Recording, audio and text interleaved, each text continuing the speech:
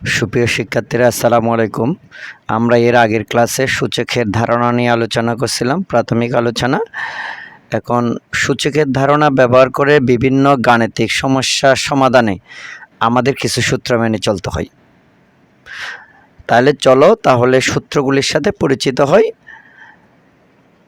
এই সূত্র প্রকাশের সুবিধার্থে আমরা কয়েকটি চলক ধরে নিয়েছি। a to the power m into a to the power n equal a to the power m plus n। এখানে এটা হলো যে কোনো বাস্তব সংখ্যা। তুমি এর স্থলে যে কোনো কি বাস্তব সংখ্যা বসাতে পারো। আর m ও n যে কোনো স্বাভাবিক সংখ্যা, অর্থাৎ m এবং n এর স্থলে তুমি যে কোনো স্বাভাবিক সংখ্যা বসাতে পারো। স্বাভাবিক সংখ্যা হচ্ছে n belongs to capital N, অর্থাৎ 1 2 3 4 5 এই ধনাত্মক সংখ্যাগুলি। তাহলে এবার একটু আসো, a to the power m into a to the power n সমান a to the power mn। যদি একটা উদাহরণ দিই, 3 to the power 2 into 3 to the power 4, তাহলে আমার যদি ভিত্তি যদি একই হয়, সেটা যদি গুণ আকারে থাকে সূচকের সময়, তাহলে পাওয়ারগুলি যোগ হবে। তাহলে ভিত্তি হচ্ছে 3, এখানে হচ্ছে 2 plus 4 equal 3 to the power 6। এটা হচ্ছে কত? 3 to the power 6। তাহলে এটাই আমার আনসার। এরপরে আসেন a to the power m by a to the power n equal a to the power m minus n। যদি ভিত্তি একই থাকে, যদি এবং সূচক আকারে থাকে, সেটা যদি ভাগ আকারে থাকে, তাহলে সূচকগুলি যে বিয়োগ হবে m মাইনাস n। যদি ভিত্তি একই থাকে এবং এই যে সূচকীয় রাশিগুলি যদি ভাগ আকারে থাকে, তাহলে পাওয়ারগুলি আমার কি হবে? বিয়োগ হবে। তাহলে a to the power m minus n।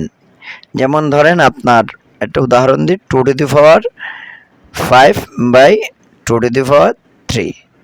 তাহলে আমার দুইটাতে ভিত্তি একই 2, তাহলে 2 to the power 5 মাইনাস 3, তাহলে 2 to the power 2। 5 থেকে 3 গেলে 2 to the power 2, এই আনসার।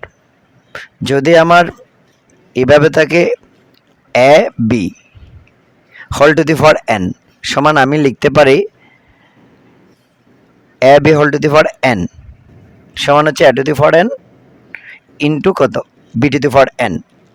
ধরেন আমার 5 into 2 whole to the power 3, তাহলে আমি লিখতে পারি 5 to the power 3 2 to the power 3।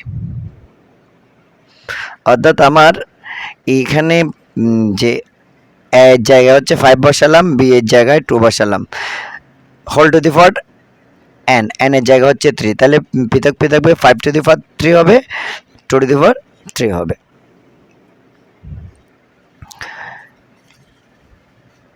a by b whole to the power m, a by b whole to the power m সমান a to the power m by b to the power m। তবে এই সূত্রে b not equal 0, b এর মান কখনো 0 হতে পারবে না, কারণ b এর মান 0 হলে a বাই 0 হবে, অসংজ্ঞায়িত চলে আসবে।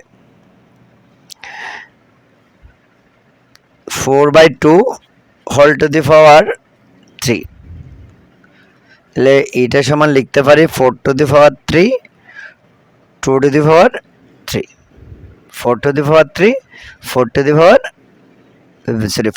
3 বাই 2 to the power 3। এরপরে হচ্ছে a to the power m whole to the power n সমান a to the power mn। তাহলে আমার যদি এর মান যেহেতু যে কোনো বাস্তব সংখ্যা 2 to the power 3 whole to the power 2 হয়, তাহলে 2 to the power 3 দুগুণে 6 2 to the power 6 2 to the power 6।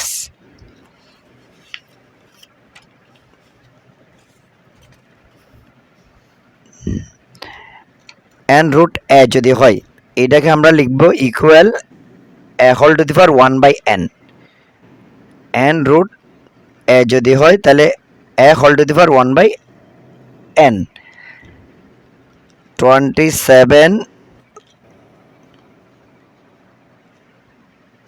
এ যদি হয় তাহলে এটাকে আমি লিখতে পারি 27, তাহলে n এর জায়গায় হচ্ছে আমার এখানে 3, এই যে 3, তাহলে 27 মানে 3 to the power 3 whole to the power 3 equal 3 to the power 3 equal 3 লিখতে পারি। n root a to the power m equal a to the power m/n। তাহলে আমি a সমান যদি 5 লিখি, n সমান যদি আমি 3 লিখি, এই m সমান যদি 6 লিখি, তাহলে আমি এটাকে লিখতে পারবো 5 to the power 6 to to the পাওয়ার এই যে আপনার n রুট এ সমান এ টু দি পাওয়ার 1/n। তাহলে এখানে n এর জায়গায় হচ্ছে 1/3, n এর জায়গায় হচ্ছে 3, তাহলে 1/3 লিখতে পারি। তাহলে 5 to the power 6 to to the পাওয়ার 1/3, 5 টু দি পাওয়ার 6টা 1 এর সাথে গুণ হবে 3, তাহলে